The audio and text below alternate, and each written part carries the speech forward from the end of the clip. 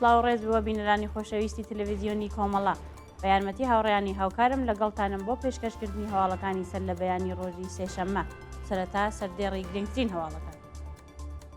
کۆبوونەوەی خانشینکراوانی مخابرات لە شارەکانی کوردستان و ئێران، ئێدانەکردنی حکمی ئیعدام لەلایەن پارێزەرانی دادگستەری و چالاکانی ژن، دەست بەسەرکردنی شێرزاد نامداری لە شاری سنا، چوارەمین ڕۆژی خۆپیشاندانی خوێندکاران لە زانکۆی تاران، کۆبوونەوەی کرێکارانی شاغڵ لە کۆگای نەوتی بەندەرجاسەک، ناڕەزایەتی کرێکارانی کارخانەی نەساجی لە بروجێرد، کۆبوونەوەی کرێکارانی شاغڵ لە ڕێکخراوی ڕێگەی ئاسنی تاران و داخرانی 45 کارگێ بەرهەمهێنانی مۆبیلیات لە تاران.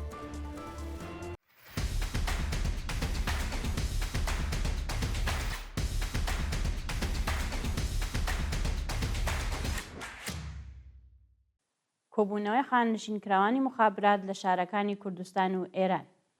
ڕۆژی دووشەممە 29 ڕێبەندان خانشینکراوانی مخابرات لە شارەکانی مەریوان، بیجار، سنا، ورمێ، ئیلام، کرماشان، تاران، شیراز، ئیسفەهان، ڕەشت، تەورێز و چەند شاری دیکە دژ بە دۆخی خراپی مەعیشەتی کۆبوونەوە. دووشەمەی هەموو هەفتەیەک خانشینکراوانی مخابرات لە ئاست دۆخی خراپی مەعیشەتی ناڕەزایەتی دەرئەبڕن، بەڵام تا بە ئەمڕۆ هیچ لایەنێکی پەیوەندیدار بایەخی بە داواکاریەکانیان نەداوە. خانشینکراوان بە کۆبوونەوە لە بەردەم ئەو ڕێکخراوە خوازیاری زیادکردنی حەقدەست بە پێی ڕێژەی هەڵاوسان، هاوسانسازی حەقدەست، دابینکردنی بیمەی دەرمانی و بەهرەمەندبوون لە مەزایای خاننشینی بوون. ئێدانەکردنی حکمی ئیعدام لەلایەن پارێزەرانی دادگستەری و چالاکانی ژن. ڕۆژی دووشەممە 29 ڕێبەندان کۆمەڵێک لە پارێزەرانی دادگستەری و دوو چالاکی مافی ژنان بە ناوەکانی نەسرین ستوودە و سدیقە وەسمەقی لە دوو بەیاننامەی جیاجیادا داوایان لە دەستگای قەزای ڕژیم کرد سزای سێدارەی پەخشان عەزیزی، وریشە مرادی و شەریفە موحەممەدی هەڵوەشێنێتەوە. نەسرین ستوودە و سدیقە وەسمەقی هاوڕێی لەگەڵ پارێزەرانی دادگستەری لە بەیاننامەکەیانیاندا وێڕای ئاماژەدان بە پەروەندەی نادادپەروەرانەی دادگاییکردنی ئەو سێ ژنە تێکۆشەرە ڕایان گەیاند سەپاندنی سزای سێدارە بەسەر کەسانێک کە خزمەتیان بە ئینسانیەت کردووە پێچەوانەی هەموو یاسا نێدەوڵەتی و مافەکانی مرۆڤە و ئەبێ هەڵوەشێتەوە.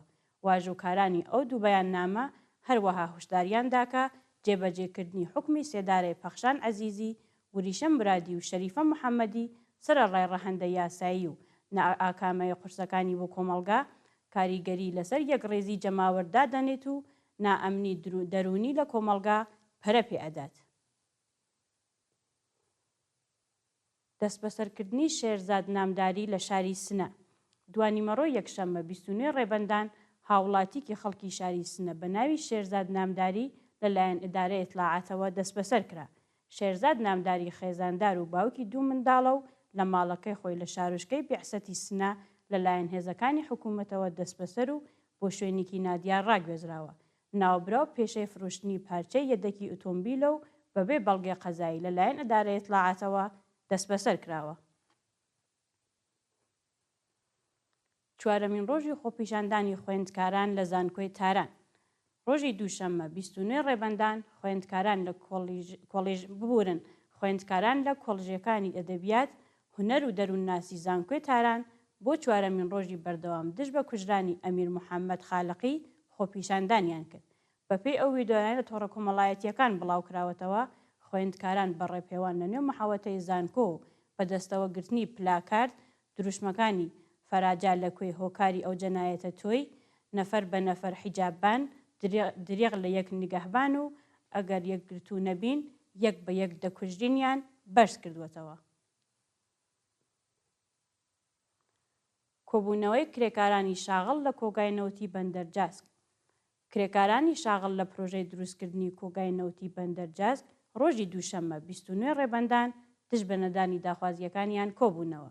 بە پێ زانیاریەکان 500 کرێکاری پەیمانی لەو پرۆژەیە کار دەکەن و ماوەی 3 مانگە حەقدەستیان وەرنەگرتووە.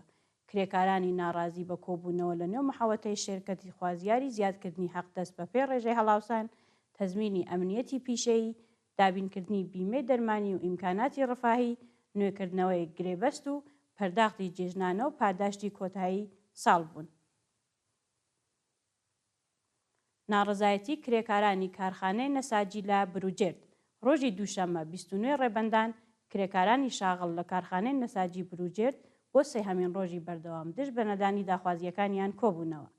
بەپێی راپۆرتەکان کرێکارانی ناڕازی بەڕاخستنی سفرێ بەتاڵ خوازیاری پێدانی حەقدەست و مەزایە دواخراوەکانیان بوون. ناڕازیان هەروەها دژ بە ناکارامەیی دەوڵەت دروشمیان بەرز کردەوە و خوازیاری تەزمینی ئەمنیەتی کاری، گۆڕانی دۆخی پیشەیی، پێدانی بیمەی تەکمیلی و نوێکردنەوەی گرێبەست بوون. کۆبوونەوەی کرێکارانی شاغڵ لە ڕێکخراوی ڕێگەی ئاسنی تاران. کرێکارانی شاغڵ لە بەشی نوێژنکردنەوەی واگۆنەکانی ڕێکخراوی ڕێگەی ئاسنی ئێران ڕۆژی دووشەممە 29 ڕێبەندان دژ بە نەدانی داخوازیەکانیان دەستیان لە کار کێشا و کۆبوونەوە.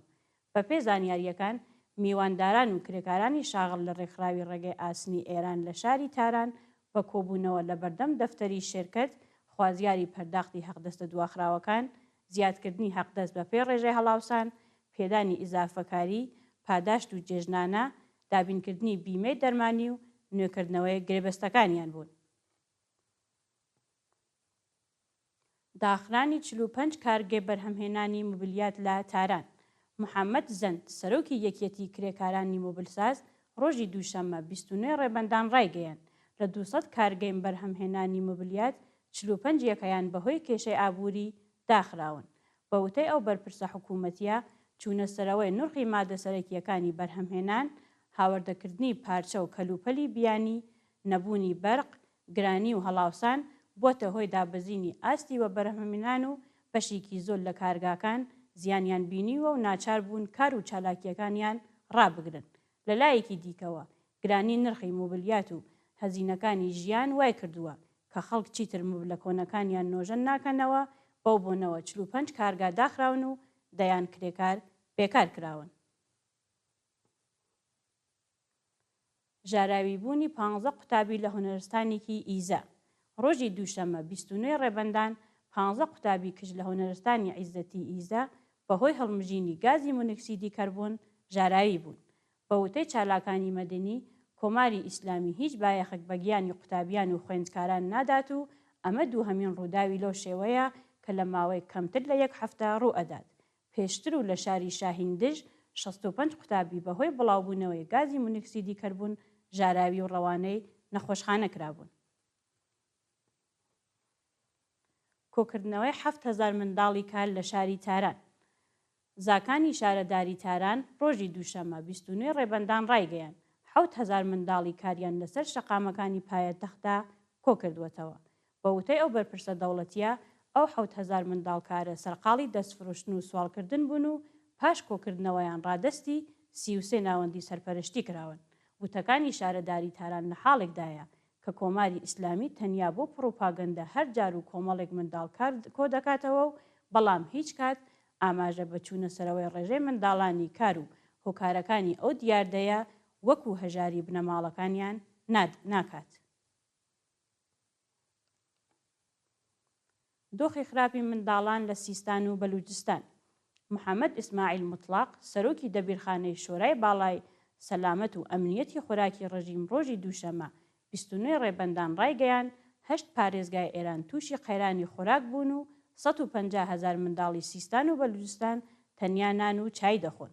بە وتەی ئەو بەرپرسە حکوومەتیە پارێزگاکانی سیستان و بەلوچستان، کرمان، کۆگیلویە و بویرەحمەد، خوراسانی جنوبی، هورمزگان، خوزستان، بوشهر و ئیلام خراپترین بارودۆخیان لە بواری کەمخۆراکی هەیە.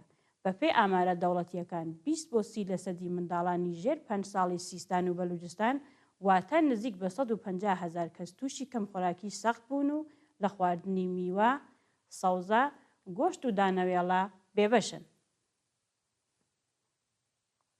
دوایین هەواڵمان سەبارەتە بە خۆپیشاندانی ئێرانیانی ئاڵمان دژ بە کۆماری ئیسلامی.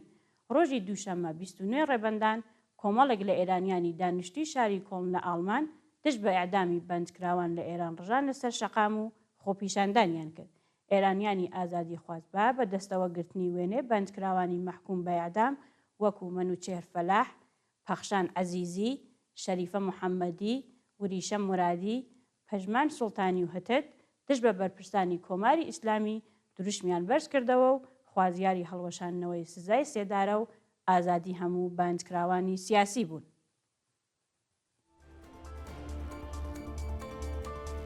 بینەرانی عزیز و خۆشەویست، هەواڵەکانتان پێشکەش کرا. هەرشاد بژین.